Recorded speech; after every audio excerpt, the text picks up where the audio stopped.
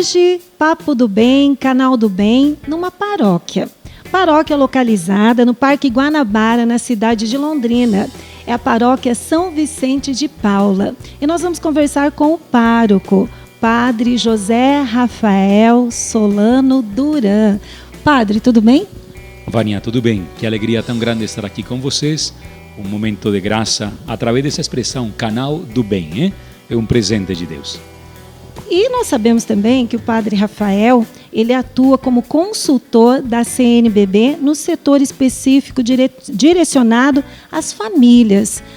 Padre, como pároco, essa função da consultoria da CNBB, como tem ficado, já que o senhor está à frente dessa comunidade há 1 ano?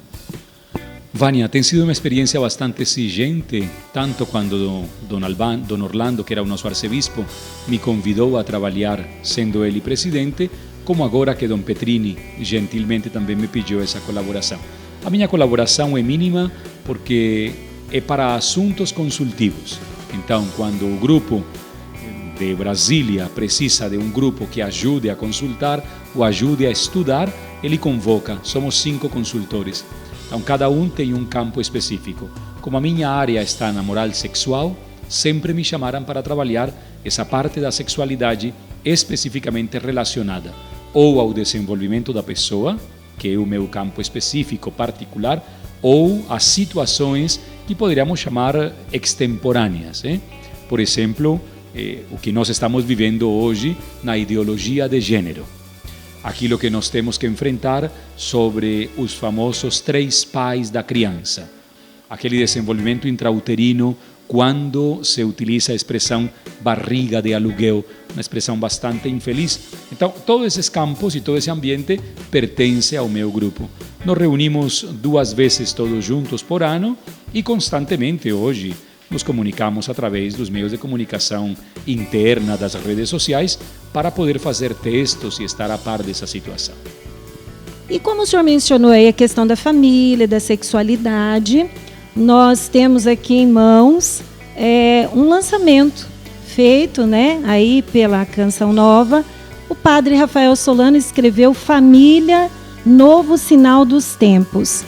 E essa abordagem da família para o Padre Rafael Solano dentro desta edição, como ficou, Padre?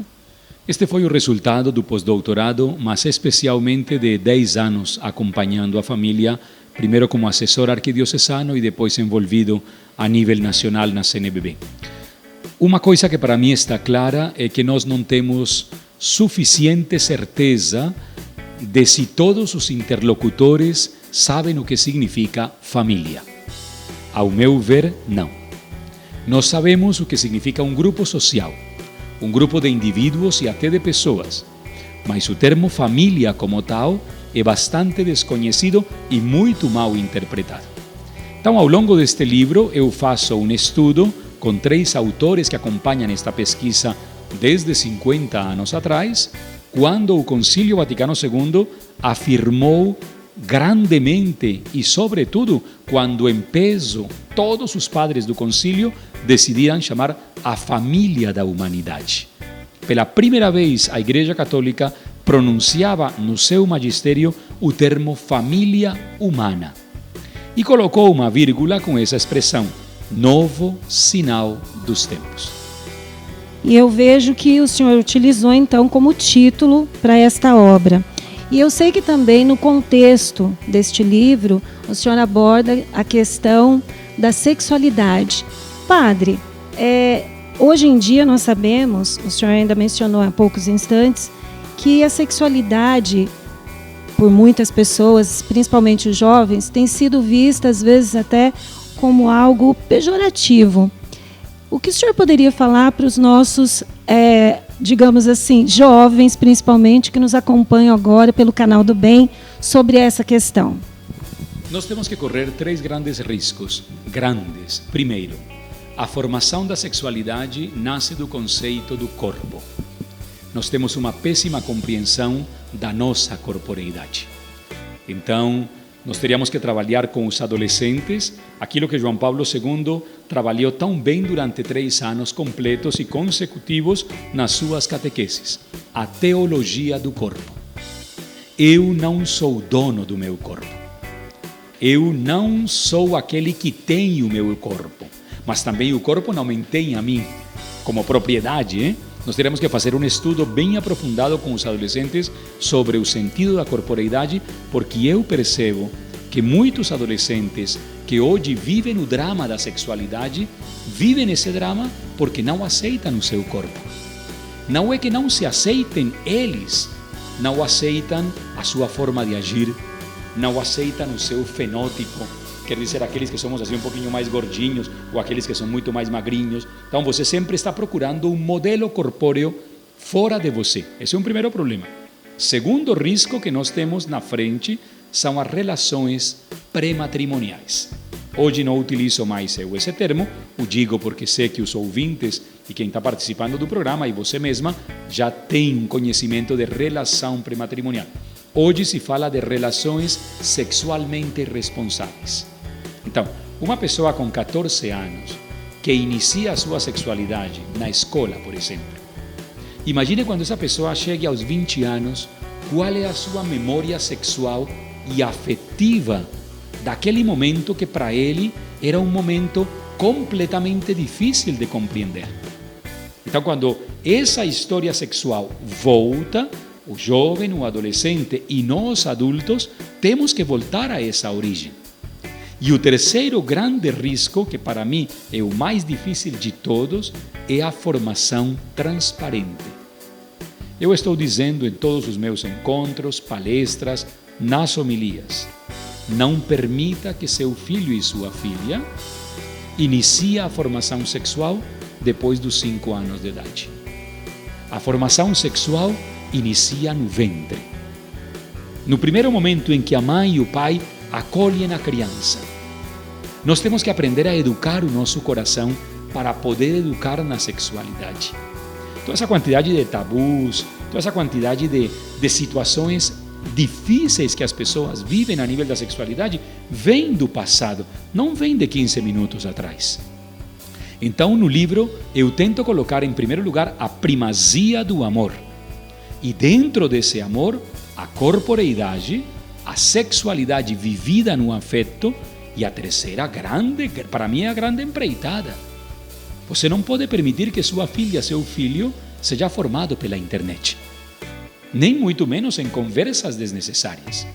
Se no século XXI, pai e mãe não estão preparados para formar os seus filhos na sexualidade, tem que procurar apoio, porque o apoio existe. Então, eu penso que estes 3 grandes riscos vividos com seriedade vão trazer aquele grande resgate de João Paulo II, a teologia do corpo, a beleza do corpo, a grandeza do corpo que cada um de nós é. Nós estamos aqui nos comunicando através da expressão mais bela e mais genuína das nossas vidas. O nosso olhar, o nosso sorrir, o nosso falar.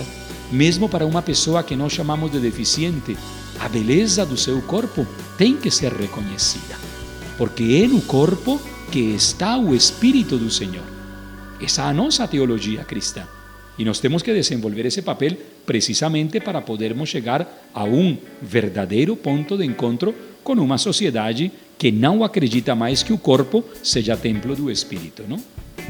E o senhor acabou de falar, padre, em relação à teologia cristã. Para quem não sabe, o padre Rafael Solano também é professor na PUC. Como que o magistério trata essa questão da sexualidade dentro de uma faculdade? Veja, eu nem diria primeiro como teólogo, eu diria como professor de moral e de ética para os alunos de medicina.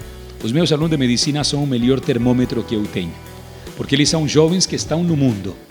E estando no mundo, você percebe qual é o rol, qual é o trabalho que eles desenvolvem lá no meio desse mundo. Em primeiro lugar, a beleza da filosofia cristã. Nós temos que retomar o conceito pessoa. Por exemplo, quem é uma pessoa? Uma pessoa não é um indivíduo. Uma pessoa não é um nome. Uma pessoa é e se realiza através dos seus atos. Então, por exemplo, quando você vai viver a sua sexualidade, quando você tem um ato sexual, esse ato planifica a sua pessoa ou o empobrece? Eu sempre vou a esse ponto que para mim é central.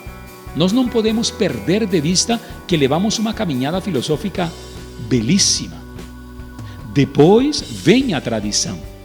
E dentro da tradição, nós temos teólogos como Santo Agostinho, por exemplo, o mesmo Santo Tomás. Temos um grande teólogo que não é declarado santo, mas a sua teologia é de um valor indescritível, Pedro Abelardo, que trabalha o sentido do corpo. E a partir disso, vem toda uma teologia que vai amparar sempre a pessoa e a sua dignidade. Então, tudo que o magistério aponta para a sexualidade estará intimamente ligado ao ser pessoa e ao ser digno.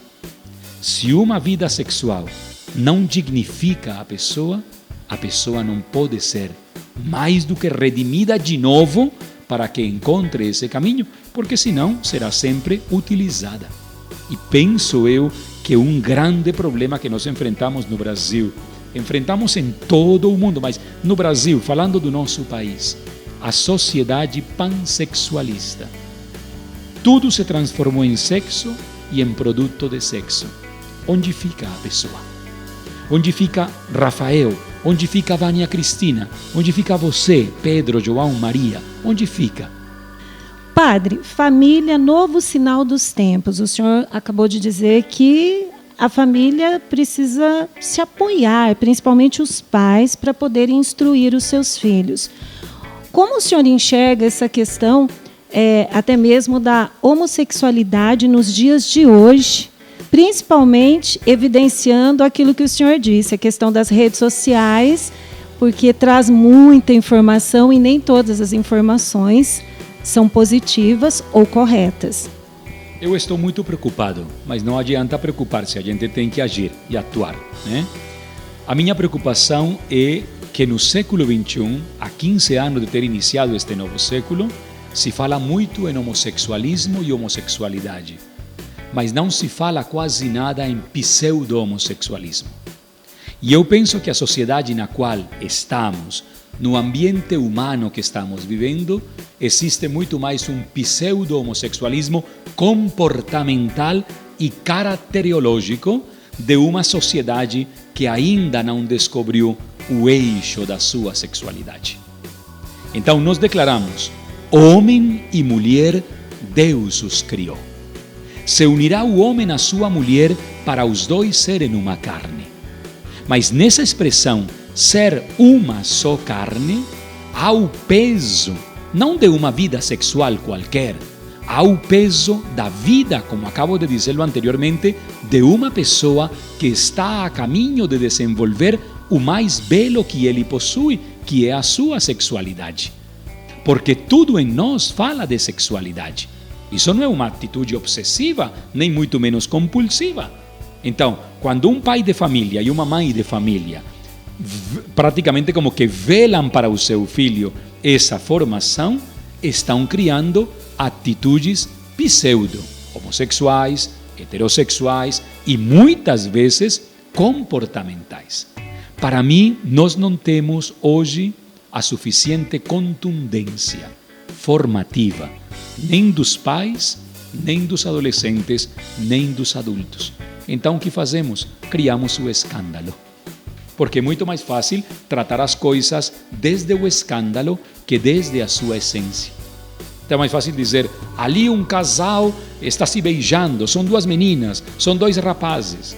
Mas esse beijo que ali está acontecendo, o verdadeiro problema é a degradação das duas pessoas que ali estão, ou a negação dessas duas pessoas que talvez para a sociedade não existem. A sociedade só queria que fizessem um belíssimo show, mas elas duas não são reconhecidas como pessoas. Então, ali para mim está a verdadeira problemática do tempo que vivemos. Uma sociedade hipócrita, de um lado, uma sociedade que diz que tudo está muito bem, uma sociedade que não quer ouvir a proposta do Evangelho, porque, por exemplo, o nosso magistério foi o primeiro pronunciamento a nível internacional que falou com todas as letras as pessoas homossexuais. Olha que expressão tão linda, viu? A igreja se aproximou de cada ser humano e utilizou a pessoa em si mesma. E em terceiro lugar, o maior problema dessa sua colocação é que muitos de nós, dentro dos ambientes eclesiais, não queremos anunciar a beleza que temos como cristãos, que é a proposta da castidade. Quando você anuncia a castidade, você descobre que em Cristo Jesus você pode viver a sua sexualidade. Em outras palavras, Vânia, nós precisamos evangelizar a nossa sexualidade. Nós falamos de evangelizar a sociedade urbana, de evangelizar os meios de comunicação. A sexualidade tem que ser evangelizada. Se ali não entra o Evangelho, não nos digamos mentiras, em qualquer situação, depravada ou não depravada, crítica ou não crítica, patológica ou não patológica, a sexualidade sempre explodirá. Quando ela é evangelizada, é Cristo, é o anúncio da Boa Nova. Então é dizer para uma pessoa, antes de qualquer coisa, o teu corpo, a tua realidade sexual, merece dignidade. E em Cristo você pode viver a castidade. Olha, depois de tudo que o Padre Rafael disse, eu estou assim mais curiosa ainda para ler o livro Família, Novo Sinal dos Tempos. Padre, nós agradecemos imensamente e gostaríamos assim de frisar que é muito importante tudo que o senhor deixou como mensagem para o Canal do Bem, e o Papo do Bem agradece já, deixando aqui no ar um convite para uma próxima entrevista. Muito obrigada, Padre.